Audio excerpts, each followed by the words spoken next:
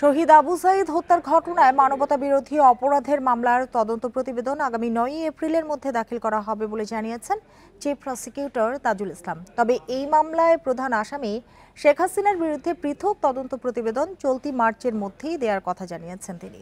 রোববার এই মামলার শুনানি শেষে ব্রিফিংয়ে এ তথ্য জানান চিফ প্রসিকিউটর।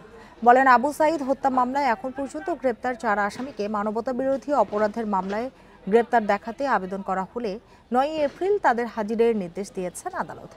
আসামিরা হলেন বেগম রোকেয়া বিশ্ববিদ্যালয়ের সাবেক প্রক্টর শরীফুল ইসলাম, ছাত্রলীগের সাধারণ সম্পাদক ইমরান চৌধুরী আকাশ, এসআই আমির আলী এবং কনস্টেবল সুজন চন্দ্র রায়।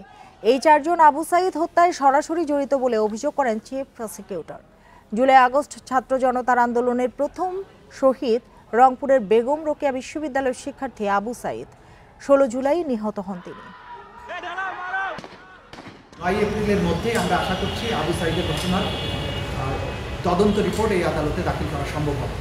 সেই তদন্ত রিপোর্টে সরাসরি আমরা যেটা দেখেছি আমাদের তদন্ত সংস্থা যে প্রধান আসামি শেখ হাসিনা সহ তার নির্দেশেই গোটা বাংলাদেশ জুড়ে এই অপরাধ সংঘটিত হয়।